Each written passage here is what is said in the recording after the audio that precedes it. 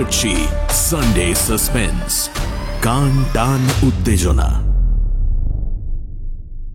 বইটির সত্ত্ব আনন্দ publishers private limited কর্তৃক সংরক্ষিত।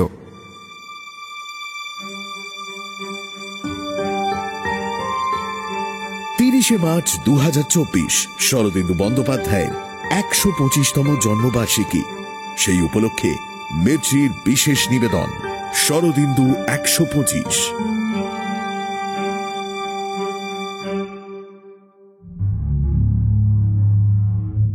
সানডে সাসপেন্স ক্লাসিক্সে আজ শুনবেন শরদিন্দু বন্দ্যোপাধ্যায়ের লেখা দুটি গল্প, কামিনী ও নখদর্পণ। শুরু হচ্ছে প্রথম গল্প কামিনী। এই গল্পটি সানডে সাসপেন্সে প্রথম প্রচারিত হয় 23 অক্টোবর 2018 সালে।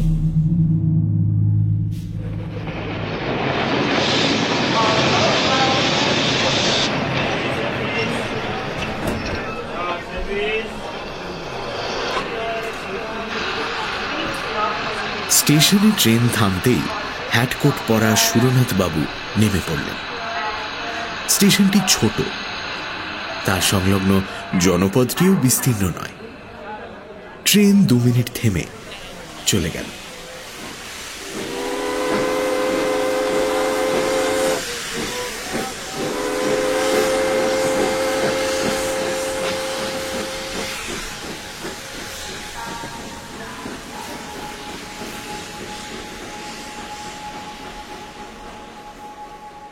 সুরনাথ ঘোষ একজন পোস্টাল ইন্সপেক্টর। সম্প্রতি এদিকটার গ্রামাঞ্চলে কয়েকটি নতুন পোস্ট অফিস খুলেছে। সুরনাথ বাবু সেগুলি পরিদর্শন করতে এসেছেন। এর আগে তিনি এদিকে কখনো আসেননি। ছোট সুটকেসটি হাতে নিয়ে তিনি স্টেশন থেকে বেরিয়ে গেলেন। সঙ্গে অন্য কোনো লটবহর নেই। সুটকেসের মধ্যে আছে এক সেট শার্ট প্যান্ট, ধুতি, গামছা, সাবান, দাঁত মাজবার ব্রাশ ইত্যাদি। স্থানীয় পোস্ট অফিসটি স্টেশনের কাছেই। ডাক এবং তার 2ই আছে, একজন পোস্টমাস্টার, একটি কেরানি ও 2 জন পিয়ন। পোস্ট অফিসের পেছন দিকে পোস্টমাস্টার সপরিবারে থাকেন। বেলা আন্দাজ 11টার সময় সুরনাথ বাবু পোস্ট অফিসে এসে নিজের পরিচয় দিলেন। পোস্টমাস্টার খাতির করে তাকে ভেতরে নিয়ে গেলেন। দুপুরবেলার খাওয়া দাওয়ার ব্যবস্থা পোস্টমাস্টার বাবুর বাড়িতেই হল। খাওয়া দাওয়ার পর সুরনাথ বাবু ঘণ্টাখানেক বিশ্রাম করলেন। তারপর আবার বেরোনোর জন্য তৈরি হলেন। ইতিমধ্যে তিনি খবর নিয়েছেন যে 3টি পোস্ট অফিস পরিদর্শনে তিনি যাবেন, তার মধ্যে সবচেয়ে যেটি কাছে সেটি 12 মাইল দূরে। কাঁচা পাকা রাস্তা আছে। সুরনাথ তার পিয়নের সাইকেলটি ধার নিয়েছেন। আজ সন্ধ্যের সময় ওই গ্রামে পৌঁছবেন। কাল সকালে সেখানকার পোস্ট অফিস তদারক করে সন্ধ্যার আগেই ফিরে আসবেন। তারপর আবার অন্য পোস্ট অফিসের উদ্দেশ্যে যাত্রা করবেন। সাইকেলের পেছন দিকে সুটকেসটি বেঁধে সুরনাথ বেরোবার উদ্যোগ করছেন, এমন সময় পোস্টমাস্টার বললেন, এখান থেকে ওই মাইল 5-6 দূরে রাস্তাটা দুফাক হয়ে গেছে। ডান হাতি রাস্তাটা দিয়ে গেলে একটু ঘুর পড়ে বটে, কিন্তু আপনি ওই রাস্তাটা দিয়েই যাবেন কিন্তু। সুরনাথ জিজ্ঞেস করলেন, কেন? বাঁ হাতি রাস্তাটা কি দোষ করেছে? ও রাস্তাটা ভালো নয়। সাইকেলে করে সুরনাথ বেরিয়ে পড়লেন। কয়েক মিনিটের মধ্যেই তিনি শহরের এলাকা পার হলেন। তারপর অবারিত মুক্ত দেশ। দেশটা বর্ণসংকর। জায়গায় জায়গায় ঘন বন আছে। কোথাও কোথাও নরম মাটির বুক চিরে রুক্ষ পাথরের ঢিবি মাথা তুলেছে। এই বিচিত্র ভূমির ওপর দিয়ে নির্জন পথটি এঁকে বেঁকে চলেছে। আকাশে পৌষ মাসের স্নিগ্ধ সূর্য, বাতাসে আতপ্ত আরাম। সুরনাথ প্রফুল্ল মনে মন্থর গতিতে চলেছেন। মাত্র 12-14 মাইল পথ সাইকেলে যেতে কতই বা সময় লাগবে। সুরনাথের বয়স 40 বছর। মাঝারি দৃঢ় শরীর, মুখশ্রী মোটের উপর সুদর্শন। তিনি বিপত্নিক। বছর তিনেক আগে তার স্ত্রী মারা গেছেন। আবার বিয়ের প্রয়োজন তিনি মাঝে মাঝে অনুভব করেন, কিন্তু স্ত্রী মারা যাওয়ার পরে যে ক্ষণিক স্বাধীনতাটুকু তিনি লাভ করেছেন তা বিসর্জন দিতেও মন চায় না। তিনি যখন 6 মাইল পথ অতিক্রম করেছেন তখন সূর্য পশ্চিম দিকে অনেকখানি ঝুলে পড়েছে। সামনে 2টি পথ ক্রমশ আলাদা হতে হতে ধনুকের মতো বেঁকে গেছে। মাঝখানে উঁচু জমি, তার উপর তাল খেজুরের গাছ মাথা তুলে রয়েছে। হঠাৎ কোথা থেকে ক্ষুদ্র একখণ্ড কালো মেঘ এসে সূর্যকে ঢেকে দিল। চারিদিক অস্পষ্ট ছায়াচ্ছন্ন হয়ে গেল। সুরনাথ পথের সন্ধিস্থলে সাইকেল থেকে নামলেন। সামনে পেছনে কাছে দূরে জনমানব নেই। আকাশ পরিষ্কার, কেবল সূর্যের মুখের ওপর এক টুকরো মেঘ লেগে আছে, যেন সূর্য মুখোশ পড়েছে। সুরনাথ একটু চিন্তা করলেন। এখনো 6-7 মাইল পথ বাকি। আধ ঘন্টার মধ্যেই সূর্য অস্ত যাবে। অন্ধকার হওয়ার আগে যদি গন্তব্যস্থানে পৌঁছতে না পারেন, দিগ্ভ্রান্ত হওয়ার সম্ভাবনা। পোস্টমাস্টার বলেছিলেন বাঁ হাতের রাস্তাটা ভালো নয়, কিন্তু দৈর্ঘ্যে ছোট, সুতরাং বাঁহাতি রাস্তাটা দিয়ে যাওয়াই ভালো।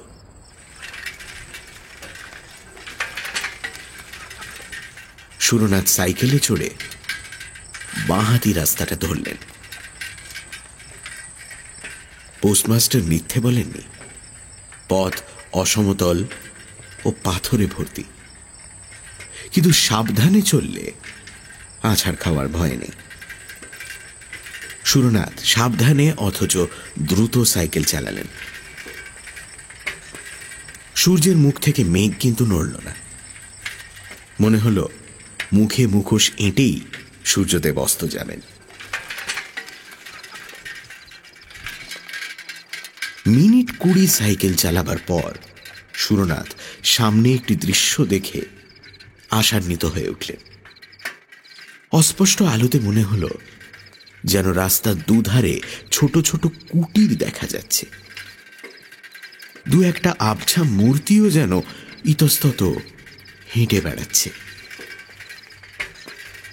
আরো কিছু দূর অগ্রসর হওয়ার পর পাশের দিকে চোখ ফিরে সুরনাথ ব্রেক কষলেন।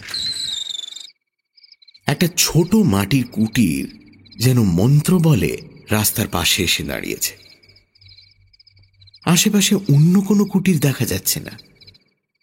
এই কুটিরটি যেন গ্রামে প্রবেশের মুখে প্রহরীর মতো দাঁড়িয়ে আছে। সুরনাথ রাস্তার ধারে যেখানে সাইকেল থেকে নামলেন সেখান থেকে 3 গজ দূরে কুটিরের দাওয়ায় খুঁটিতে ঠেস দিয়ে এক যুবতী বসে আছে। সুরনাথের চোখের সঙ্গে তার চোখ চুম্বকের মতো আবদ্ধ হয়ে গেল। চাষার মেয়ে, গায়ের রং মাজা পেতলের মতো পিতাভ, দেহ যৌবনের প্রাচুর্যে ফেটে পড়ছে, মুখের গড়ন দৃঢ়, মাথার অগোছালো চুলের প্রান্তে একটু তামাটে ভাব, চোখের তারা বড় বড়।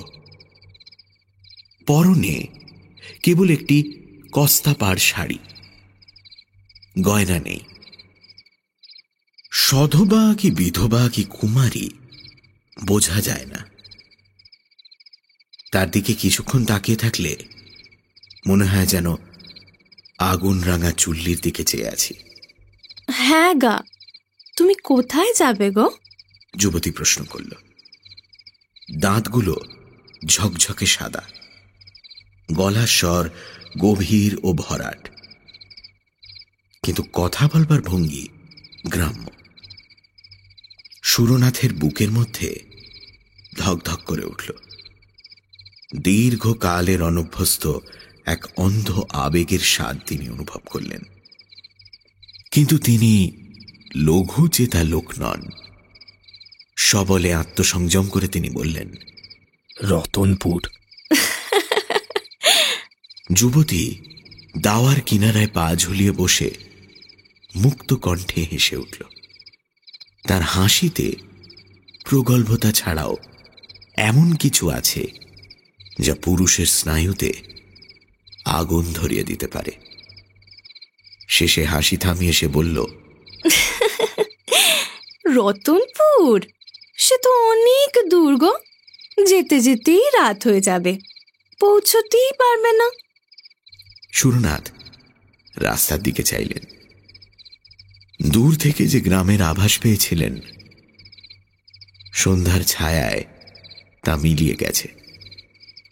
তিনি উদ্বেগের স্বরে বললেন, তাহলে গ্রামে কি কোথাও থাকবার জায়গা আছে? এখানেই থাকো না।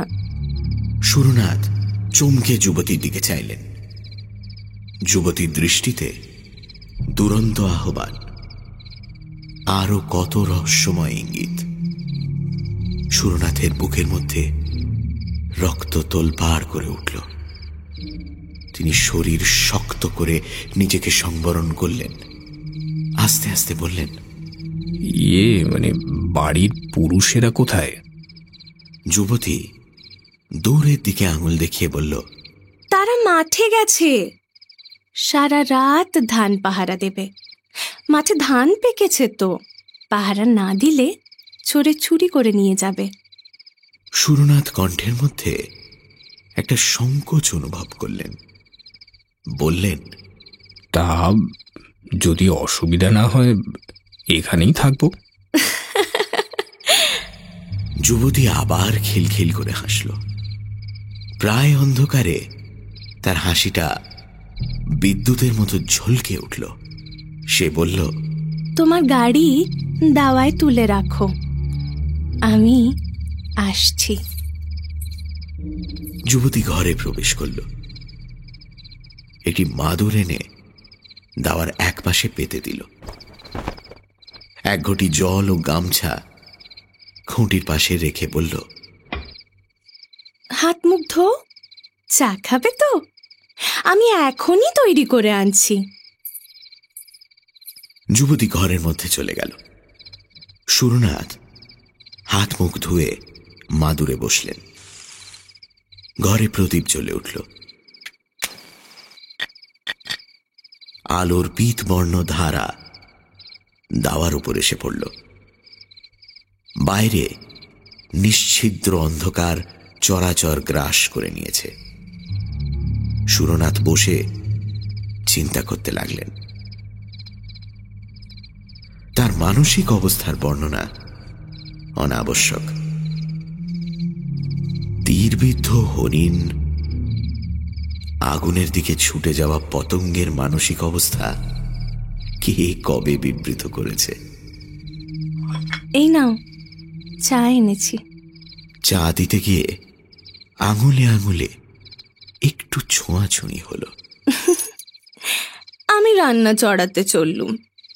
সুরনাথ ক্ষীণ স্বরে আপত্তি তুললেন, না না, আমার জন্য আবার রান্না কেন? ঘরে মুড়ি মুড়কি যদি কিছু থাকে তাই খেয়ে শুয়ে থাকবো। ও মা, মুড়ি মুড়কি খেয়ে কি শীতের রাত কাটে গো? রাত উপসে হাতি টলে। তোমার অত লজ্জায় কাজ নেই, 1 ঘন্টার মধ্যেই রান্না হয়ে যাবে।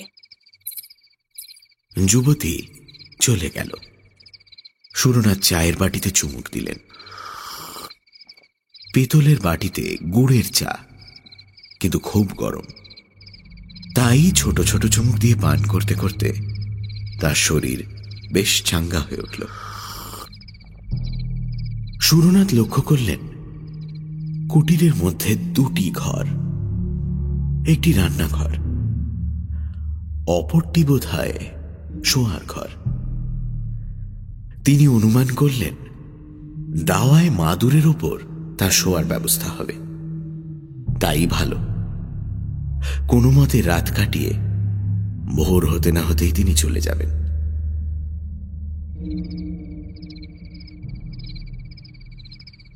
ঘণ্টাখানেক পরে যুবতী দরজার কাছে এসে দাঁড়িয়ে বলল, এই যে ভাত বেড়েছি, খাবে এসো। সুরনাথ উঠে ঘরের মধ্যে প্রবেশ করলেন।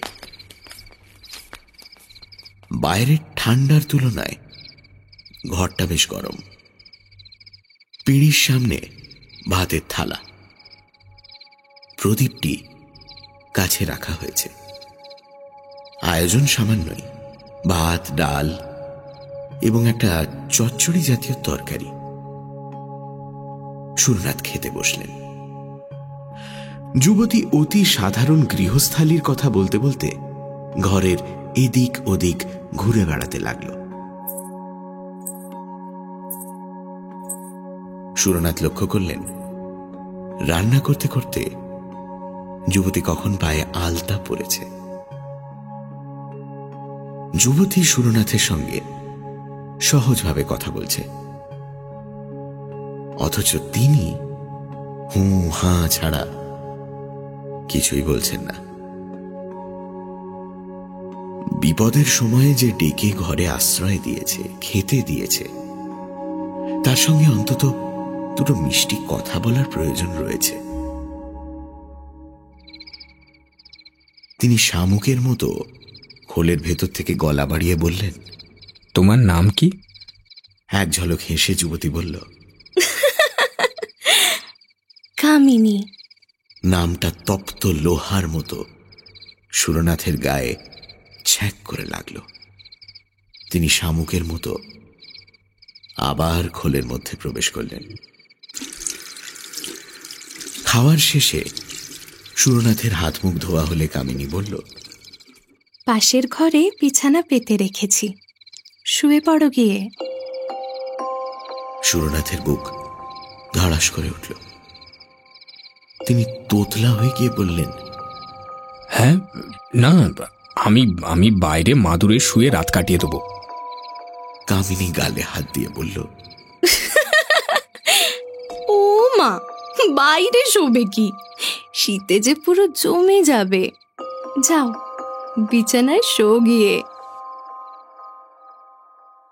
সুরনাথ কথা কাটাকাটি করলেন না। কামিনী রাত্রে কোথায় শোবে প্রশ্ন করলেন না। শাস্তি পাওয়া আসামির মতো শোবার ঘরে প্রবেশ করলেন।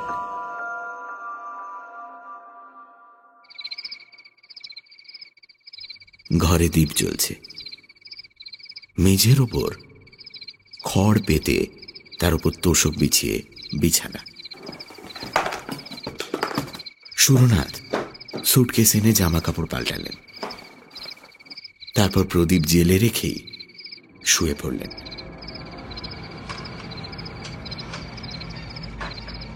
চোখ বুজে তিনি পাশের ঘরে খুটখাট ঠুনঠান বাসনকোসনের শব্দ শুনতে লাগলেন। ইন্দ্রিয়গুলি অতিমাত্রায় তীক্ষ্ণ হয়ে উঠেছে।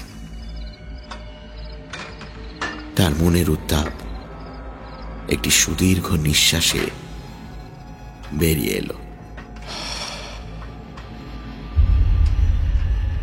চোখ বুজে অনেকক্ষণ শুয়ে থাকবার পর তিনি আচ্ছন্নের মতো হয়ে পড়েছিলেন। হঠাৎ চটকা ভেঙে গেল। তিনি চোখ খুলে দেখলেন, কামিনী নিঃশব্দে কখন তার বিছানার পাশে এসে বসেছে। তার মুখে বিচিত্র হিংস্র মধুর হাসি।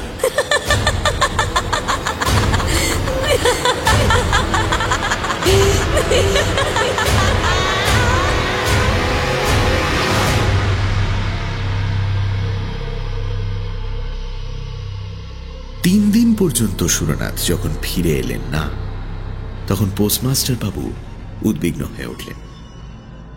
কেবল সুরনাথের জন্য নয়, সেই সঙ্গে পোস্ট অফিসের সম্পত্তি, সাইকেলটিও গেছে। পোস্টমাস্টার পুলিশে খবর দিলেন। পুলিশ খোঁজ নিল।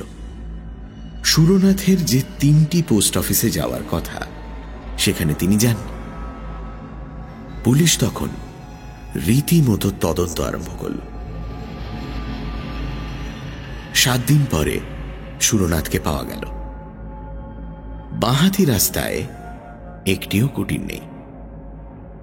সেই রাস্তার পাশে ঝোপঝাড়ের মধ্যে তার মৃতদেহ পড়ে আছে। সাইকেলটা কাছেই মাটিতে লুটিয়ে পড়ে আছে।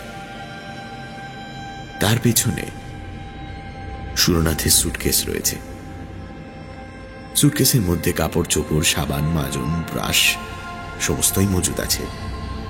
কিচ্ছু খোয়া যায়নি। সুরনাথের দেহেও কোনো আঘাতের চিহ্ন নেই, কিন্তু দেহটি প্রাচীন মিশরীয় মামির মতো শুকনো ও অস্থি চর্মসার হয়ে গেছে, যেন রক্তচোষা বাদুড় দেহটাকে শুষে নিয়েছে। পুলিশ হাসপাতালে লাশ চালান দিল। পোস্টমাস্টার যখন সুরনাথের মৃত্যুর বিবরণ শুনলেন, তখন তিনি আক্ষেপে মাথা নেড়ে বললেন, আহারে, ডাইনির হাতে পড়েছিলেন। কামিনী ডাইনি এখনো তল্লাটে আছে। মায়া বিস্তার করে বেচারিকে টেনে নিয়েছিল। আমি ইন্সপেক্টর বাবুকে সাবধান করে দিয়েছিলাম, বলেছিলাম বাঁহাতি রাস্তাটা ভালো নয়, কিন্তু উনি শুনলেন না।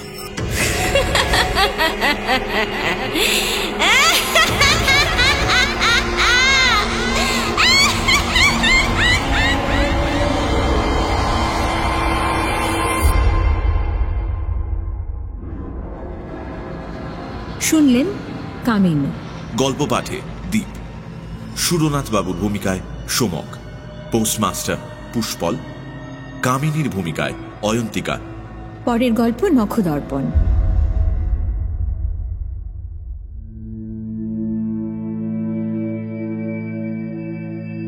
ঘটনাটি ঘটেছিল 25 বছর আগে, বিহার প্রদেশের একটি ছোট্ট শহরে।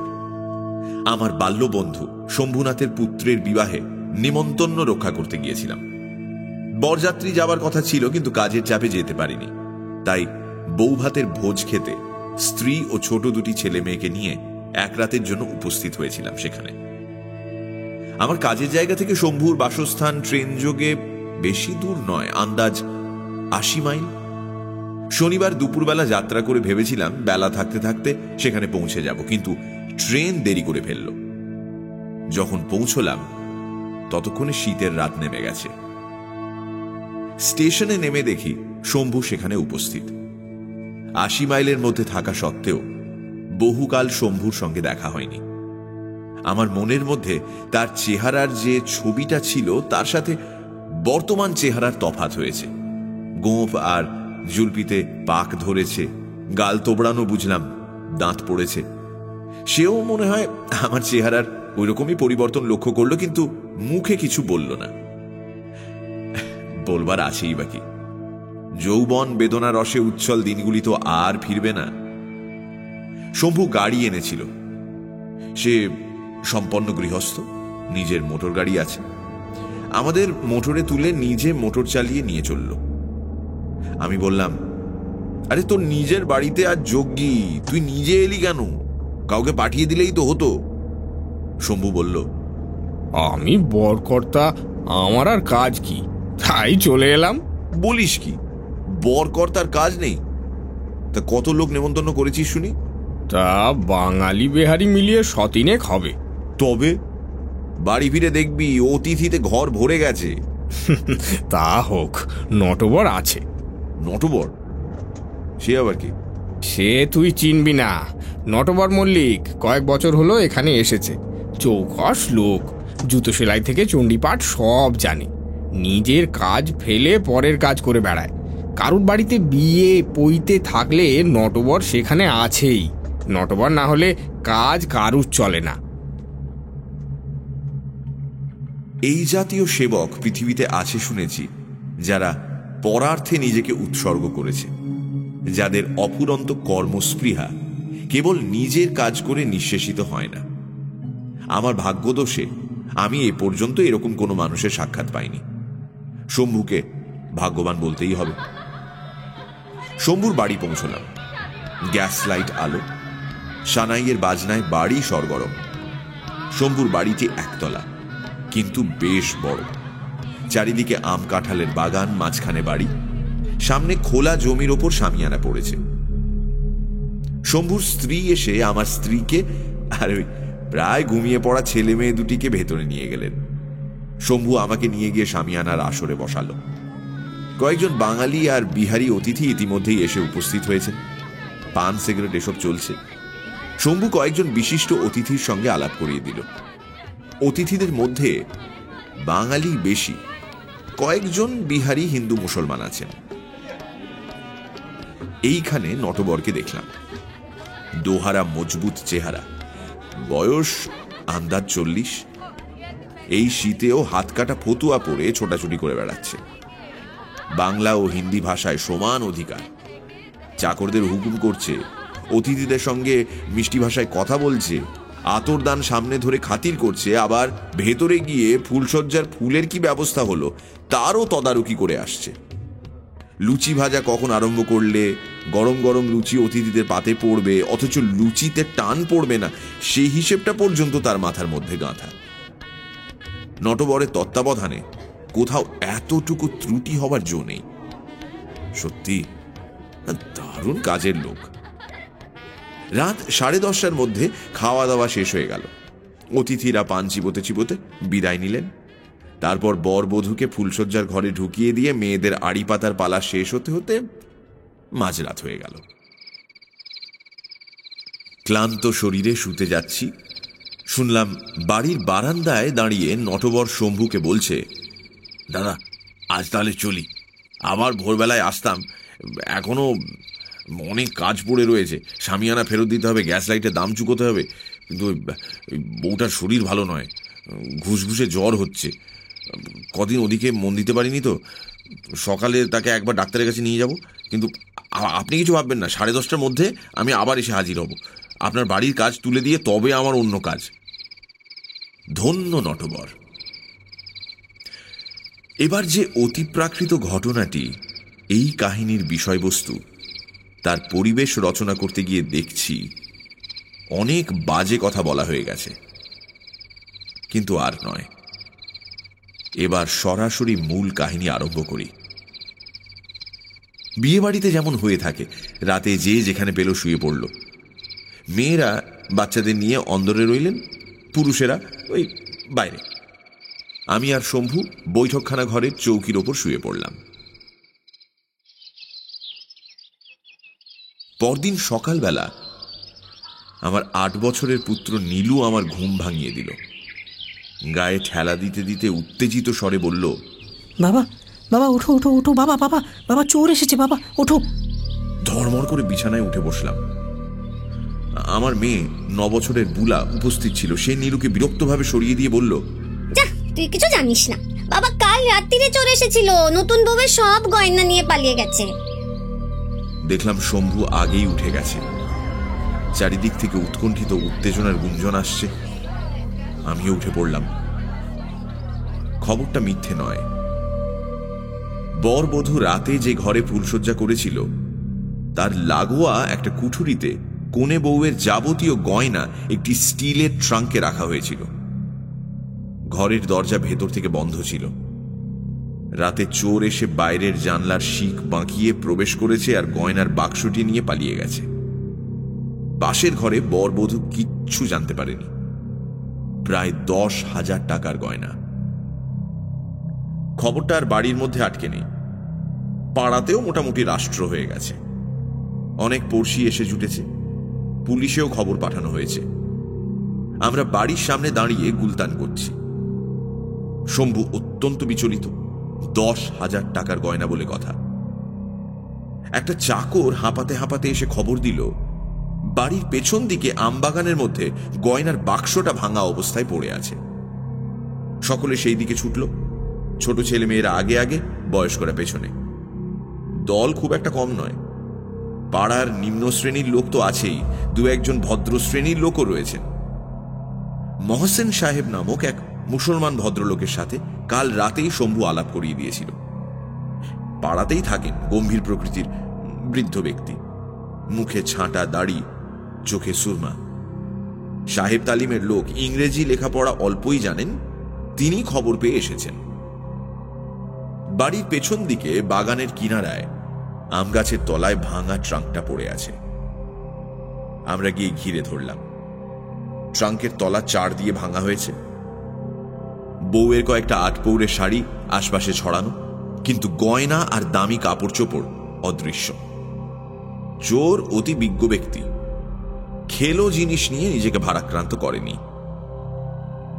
ইতিমধ্যে পুলিশ এসে পড়ল, একজন ছোট দারোগা, সঙ্গে দুজন কনস্টেবল। আমাদের দেশের পুলিশের কর্মতৎপরতার কথা কারু আর জানতে বাকি নেই। যার বাড়িতে চুরি হয়েছে, পুলিশের জেরার ঠেলায় সে চোর বনে যায়। তারপর কথায় কথায় থানায় দৌড়দৌড়ি করতে করতে গৃহস্থের কালঘাম ছুটতে থাকে। শেষ পর্যন্ত চোর অবশ্য ধরা পড়ে না, এবং চোরাই মাল কোন বিচিত্র পথে কোথায় গিয়ে উপস্থিত হয় তা নির্ণয় করা ও শিবেরও অসাধ্য। বর্তমান ক্ষেত্রেও ছোট দারোগা অশেষ তৎপরতা দেখালেন। শম্ভু শহরের গণ্যমান্য লোক, তাকে হুমকি দেওয়া চলে না, কিন্তু তিনি বাড়িশুদ্ধ লোককে জেরা করলেন, সকলের নাম ধাম লিখে নিলেন, চাকরদের ধমকালেন, চোরাই মালের ফিরিস্তি তৈরি করলেন। ঘণ্টা দুই এইভাবে কাটিয়ে তিনি একজন কনস্টেবলকে পাহারায় নিযুক্ত করে অন্য কনস্টেবলকে নিয়ে চলে গেলেন। শম্ভুকে আশ্বাস দিয়ে গেলেন, বাড়ির লোকের কাজ বলেই মনে হচ্ছে, আপনি চিন্তা করবেন না, চোর ধরা পড়বে। আমরা কজন বিমর্ষভাবে বৈঠকখানায় গিয়ে বসলাম। মহসিন সাহেব আমাদের সকলের মনের কথা প্রকাশ করে বললেন, পুলিশের দ্বারা কিচ্ছু হবে না। চোরকে ধরে যদি ওদের সামনে হাজির করা যেত, তাহলে ওরা তাকে বেঁধে নিয়ে যেত, তার বেশি ওরা পারবে না। শম্ভু বলল, তাকে আর আমি জানি না, কিন্তু উপায় কি বলুন? কাউকে সন্দেহ করাও যাচ্ছে না। চাকরদের মধ্যে কেউ চুরি করেছে এটা আমার বিশ্বাস হয় না। এ পেশাদার চোরের কাজ। কিছুক্ষণ এই নিয়ে আলোচনা হলো। যদি পেশাদার চোর হয়, তাহলে মাল ফেরত পাওয়ার কোনো আশাই নেই। এতক্ষণে গয়নাগুলো চোরা শ্যাকরার কাছে গিয়ে সোনার তালে পরিণত হয়েছে। হঠাৎ মহসিন সাহেব বললেন, আপনারা যে মন্ত্রতন্ত্র জানেন না, নইলে চেষ্টা করে দেখা যেত। শম্ভু আশ্চর্য হয়ে বলল, মন্ত্রতন্ত্র? সে কি রকম? মহসিন সাহেব বললেন, আছে, হিন্দুদের মধ্যেও আগে ছিল, আমাদের মধ্যেও আছে। যে চুরি করেছে তার চেহারা দেখা যায়, চেনা লোক হলে শনাক্ত করা যায়। কিভাবে চুরি করেছে, কোন পথে গিয়ে কোথায় চুরাই মাল লুকিয়ে রেখেছে তাও দেখা যায়। কিন্তু আপনারা কি এসব বুঝলো কি বিশ্বাস করবেন? বিশ্বাস করা কঠিন, কিন্তু বিপাকে পড়লে সে বাঘও ফড়িং খায়। শম্ভু কয়েকবার ঘাড় চুলকিয়ে আমার দিকে আর চোখে চেয়ে বলল, তা চেষ্টা করে দেখতে দোষ কি? মানে হাত কোলে করে বসে থাকার চেয়ে তো ভালো। কি করতে হবে মহসিন সাহেব? মহসিন সাহেব উঠে বললেন, আপনাদের কিছুই করতে হবে না, যা করবার আমিই করব। বসুন, এক্ষুনি আসছি। তিনি নিজের বাড়িতে চলে গেলেন। 15-20 মিনিট পরে ভালো কাপড় চোপড় পরে ফিরে এলেন। মাথায় পশমের রোমশ টুপি, গায়ে দামি শেরওয়ানি। আমাদের মধ্যে এসে দাঁড়িয়ে তিনি ডান হাতের মুঠি খুলে দেখালেন, হাতের তেলোয় একটি আংটি রয়েছে। আংটিটি বোধহয় চাঁদির, বেশ ভারী গড়নের। তাতে বসানো রয়েছে একটি আধুলির মতো গোল কালো পাথর, চকচকে কালো সমতল পাথর। আংটি দেখে অবশ্য খুব দামি বলে মনে হয় না। শম্ভু বলল, আংটি? কি হবে আংটি? মহসিন সাহেব বললেন, মন্ত্রপুত আংটি। প্রায় 400 বছর এই আংটি আমাদের বংশে আছে। আকবর বাদশার সময় দিল্লির এক ফকির আমার পূর্বপুরুষকে দিয়েছিলেন। এর গুণ আপনি এখনই দেখতে পাবেন। একটু তেল আনান তো। তেল? হ্যাঁ, যে কোনো তেল, 1 ফোঁটা হলেই চলবে। ইতিমধ্যে বাড়ির কচিকাঁচা ছেলেমেয়েরা এসে বৈঠকখানায় জমা হয়েছিল। শম্ভুর ইশারায় একটি মেয়ে ছুটে চলে গেল আর এক শিশি তেল নিয়ে উপস্থিত হল। মহসিন সাহেব শিশির মুখে আঙুল ভিজিয়ে আংটির সমতল পাথরের উপর মাখিয়ে দিলেন। মসৃণ কালো পাথরটা আয়নার মতো চকচক করে উঠল। তিনি বললেন, আসুন, একটু খোলা জায়গায় যাওয়া যাক। বাড়ির সামনে খোলা জায়গায় ছেলে বুড়ো সকলে গিয়ে দাঁড়ালাম। আমার ছেলে মেয়ে নীলু ও বুলা বাচ্চাদের দলে আছে এবং খুবই উত্তেজিত হয়ে উঠেছে। একে তো চোর সম্বন্ধে তাদের মনে খুব একটা স্পষ্ট ধারণা নেই, তার উপর চোর ধরবার এই অভিনব প্রক্রিয়া তাদের একেবারে মন্ত্রমুগ্ধ করে ফেলেছে। আমরাও কম আকৃষ্ট হইনি। বাটি চালা, বাঁশ চালা প্রভৃতির কথা শোনা ছিল। সেকালের নখদর্পণ ছিল। মহসিন সাহেবের আংটি বোধ করি তারই মুসলমানি সংস্করণ। কিন্তু সত্যি কি এর দ্বারা কিচ্ছু জানা যায়, না স্রেফ বুজরুকি? মহসিন সাহেব শিশুর দলকে নিরীক্ষণ করতে করতে বললেন, দুটি বাচ্চা দরকার বলে বুলা আর নীলুকে কাছে ডাকলেন। বুলা আর নীলু একটু ভয়ে ভয়ে কাছে এসে দাঁড়ালো। আমি উদ্বিগ্ন হয়ে উঠলাম। তাদের দিয়ে কিরকম প্রক্রিয়া করাবেন? বললাম, বয়স্ক লোক দিয়ে কি হবে না? মহসিন সাহেব মাথা নেড়ে বললেন, না, মন সরল এবং নিষ্পাপ হওয়া চাই। আমি আর কিছু বললাম না। মহসিন সাহেব আংটিটি বুলার হাতে দিয়ে বললেন, তোমরা দুজনে এই আংটি ধরো, পাথরের দিকে চেয়ে থাকো, আর যদি কিছু দেখতে পাও তাহলে বলো। বুলা ও নীলু পাশাপাশি দাঁড়িয়ে আংটি ধরল। বুলা বাঁ হাতে এবং নীলু ডান হাতে ধরল। একাগ্র চোখে আংটির পাথরের দিকে চেয়ে রইল। মহসিন সাহেব 2 পা পিছিয়ে সরে এলেন।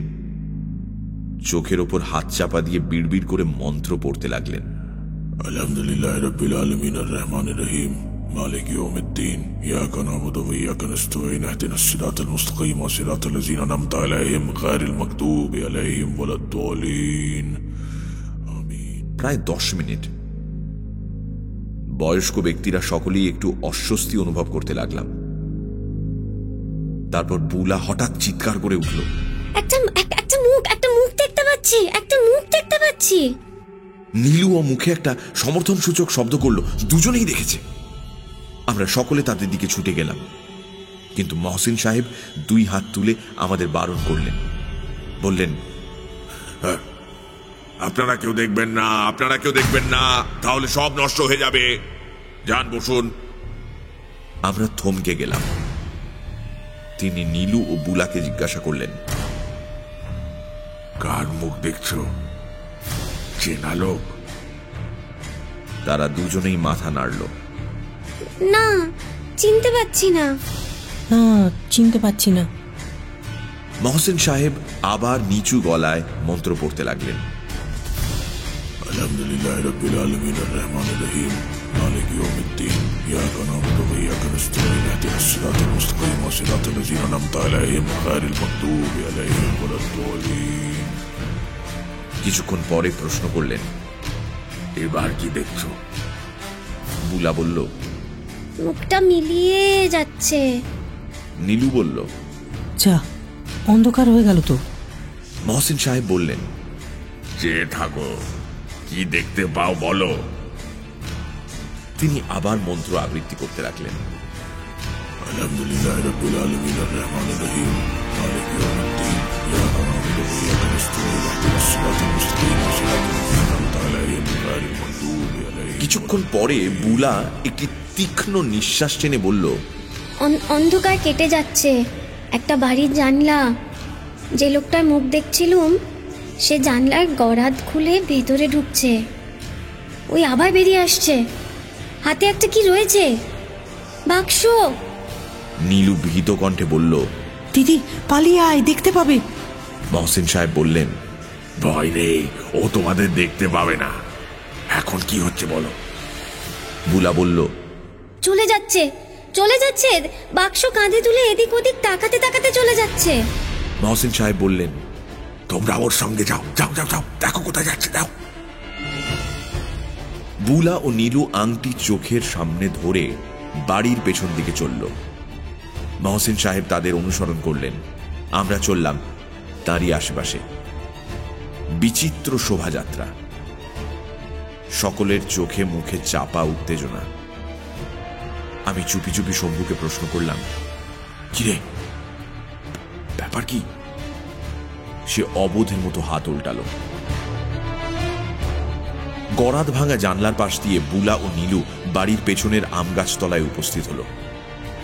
বুলা বলল, বাক্সের তালা ভাঙছে, ডালাটা খুলে গেল, পুটলি বাজছে, পুটলি বগলে করে আবার চলে যাচ্ছে।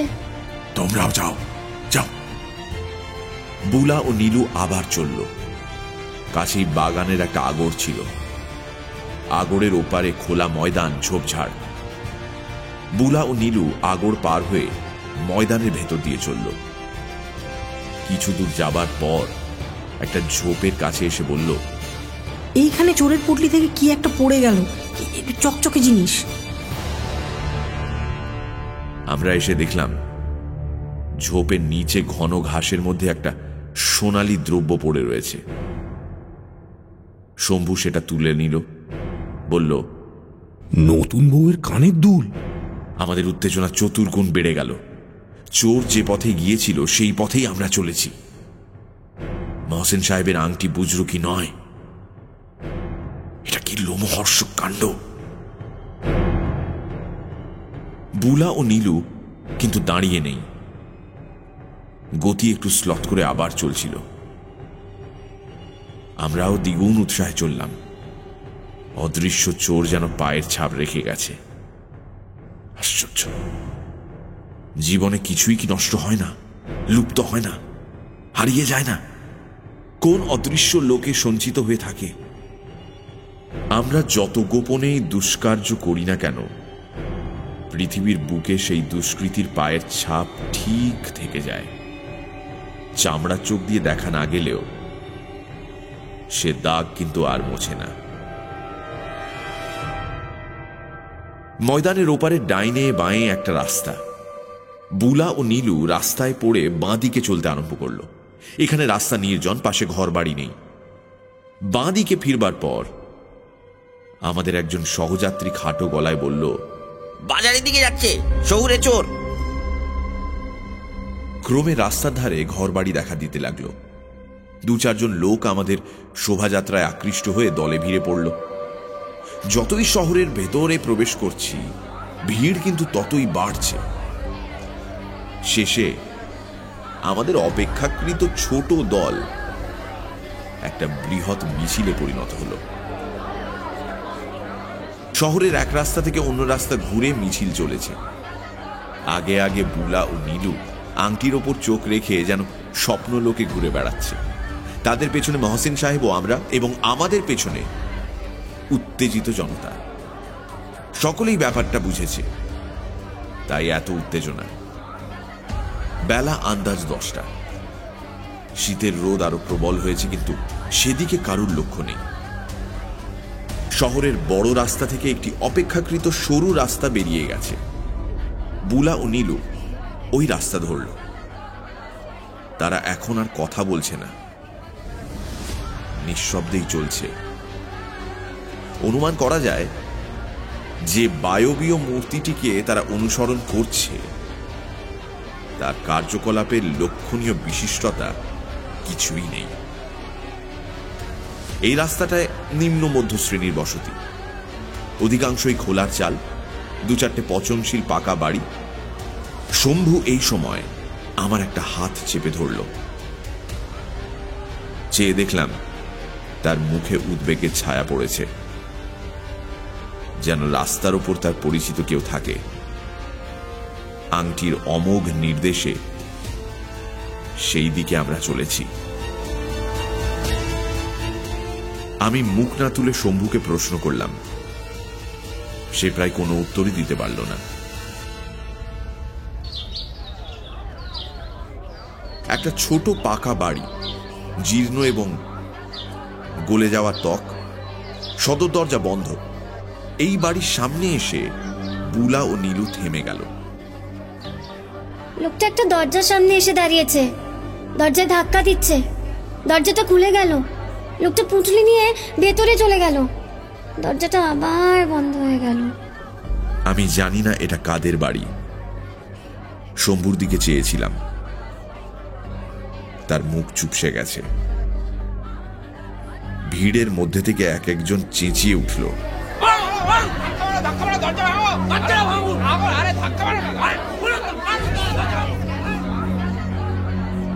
কিছুক্ষণ সকলে নিশ্চল রইল। তারপর আমি সামনে গিয়ে দরজায় টোকা দিলাম। দরজা খুলে গেল। যে দরজা খুলল তাকে আমি চিনি, কাল রাতেই দেখেছি। সে ঘুম ভরা চোখে হতচকিত দৃষ্টি নিয়ে লোকজনের দিকে চেয়ে রইল। নীলু ভয়ার্ত চিৎকার করে উঠল, বাবা বাবা বাবা। বুলাও প্রায় সঙ্গে সঙ্গে বলে উঠল, ওই তো চোর। নটবর মল্লিক সশব্দে দরজা বন্ধ করে দিল।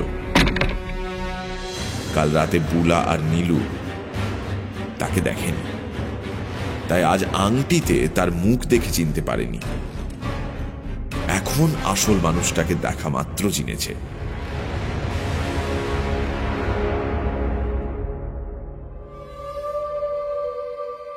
পুলিশ এসে পরম পরোপকারী নটবর মল্লিককে ধরল। তার বাড়ি থেকে চোরাই জামা কাপড়, গয়না সমস্তটাই পাওয়া গেল। আমি সেই দিনই সপরিবারে ফিরে এলাম। পরে শুনেছিলাম আদালতে বিচারকালে হাকিম পুলিশি তৎপরতার ভূয়সী প্রশংসা করেছিলেন। তখন ইংরেজ আমল। সাহেব হাকিম নখদর্পণ জাতীয় বর্বরচিত কুসংস্কার বিশ্বাস করেননি।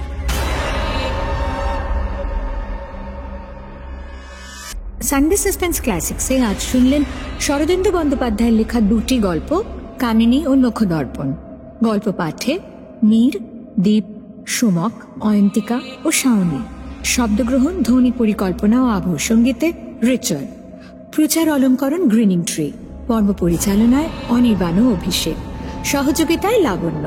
সমগ্র পরিকল্পনা ও পরিচালনায় ইন্দ্রাণী।